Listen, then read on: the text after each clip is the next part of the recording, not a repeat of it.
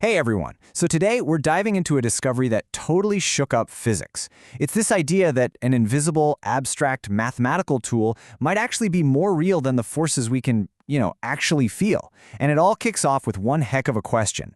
I know it's a pretty bold thing to ask, but it's really at the heart of this whole story. For decades, the textbooks we all learned from told us that to affect a particle, you need a force, right? You need an electric field, a magnetic field, something tangible. But it turns out that might not be the whole story at all. And this is the truly mind-bending part of what's called the Aharonov-Bohm effect. Just try to picture this. An electron is just cruising through empty space. Then, somewhere else entirely, you flip a switch that creates a magnetic field. A field that the electron never, ever touches, and yet its behavior changes. According to the old rules, that should be impossible. So, how in the world is this possible? Well, that brings us to section 1, a flaw in physics. To really get it, we've got to look at this hidden crack in the very foundations of physics. It's a crack that forced scientists to ask a really deep question. What's actually real? Is it the physical forces we can measure, or is it the math we use to describe them? And look, this wasn't some small academic debate. It was a full-blown schism. You had one side saying, nope, it's all about the physical fields, the stuff that creates forces, that's all that matters. And then you had the other side with this totally radical idea that an old mathematical shortcut, something everyone just thought was a handy trick, was secretly running the whole show. So what is this tool? That brings us to section 2, an old mathematical tool. And to get there, we actually have to go way back to the 1700s, to a problem so unbelievably difficult it stumped the greatest scientific minds for more than 100 years. You see the two-body problem, say the Earth and the Sun, Newton solved that, no problem. But what happens when you add a third body, like the Moon? The whole thing becomes a chaotic mess. The forces are pulling in constantly changing directions, and it's basically impossible to find one single neat solution. The best minds on the planet were completely stuck. That is, until this brilliant guy, Joseph Louis Lagrange, came along with a clever workaround. He basically said, hey, what if we stop thinking about forces, which are vectors, with both direction and magnitude? He said, what if we just use simple numbers instead? Just a magnitude, a scalar. He called this idea potential. And to be clear, everyone saw it as just a math trick to make the crazy hard calculations easier, not real physics. Here's the genius of it. Imagine a star creating a big gravity well. Lagrange's method just assigns a single number, the potential, to every single point in space around it. It's like creating an altitude map. Then, to find the force anywhere on that map, all you have to do is find the steepest path downhill. The steepness of that path and its direction, well, that is the gravitational field. It was this incredibly slick way to get from simple numbers back to the complex forces. But here's the crucial point. The reason everyone thought it was just a trick. You could set the sea level on that potential map literally anywhere you wanted. You could add 10 or a million or a billion to every single point on the map. Sure, the whole map gets higher, but the steepness, the hills and the valleys, stays exactly the same. And since the force you calculate doesn't change one bit, physicists figured, well, the potentials can't be physically real. They were just a useful fiction. And for almost 200 years, that's exactly what everybody believed. Which brings us to our third section, the outcast's radical idea. This is where a couple of physicists, total outsiders from the mainstream, decided to take a second look at this old idea. One of those physicists was David Bohm.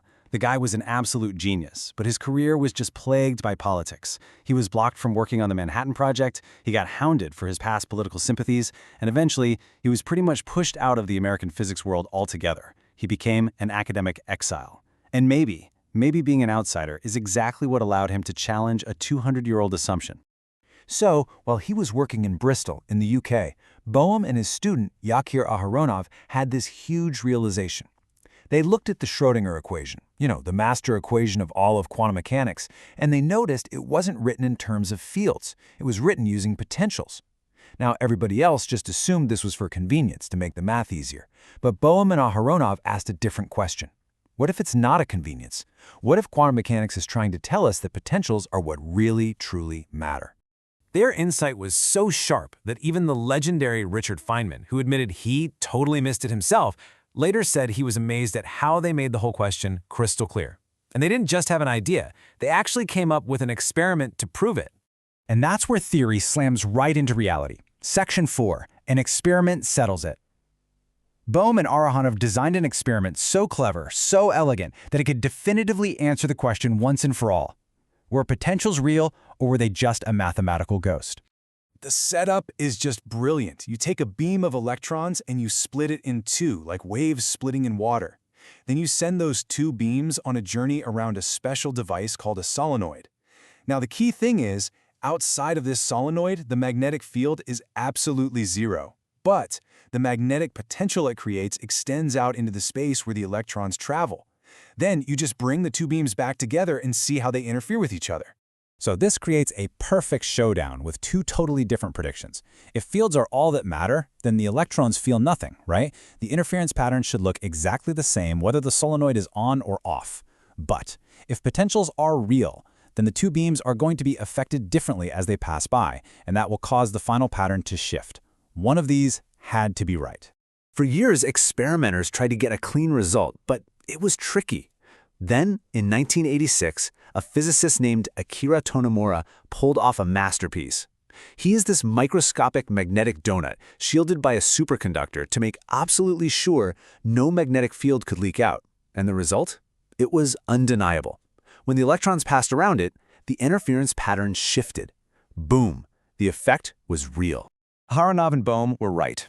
But this incredible confirmation, it didn't end the debate. Oh no, it just made it a whole lot weirder. And that takes us to our final section. What is actually real? Because now we're left with two bizarre, competing ways to explain what's going on. Okay, so what does this all mean? Well, camp number 1 says potentials are real. They're not a math trick, they're a fundamental part of the universe, like an invisible landscape that guides particles even where there are no forces. But Camp 2 finds that really hard to swallow. They argue that fields are still the fundamental thing, but that forces them to an even stranger conclusion. The magnetic field inside the solenoid must be acting on the electron from a distance without ever touching it. Physicists have a name for this spooky action at a distance. They call it non-locality. Richard Feynman, for one, was completely convinced. He came around to believe that the potential, which they label A, was even more real than the magnetic field, B. He was firmly in Camp 1. But here's the craziest twist of all. Yakir Aharonov, one of the original guys who came up with the theory, eventually changed his mind.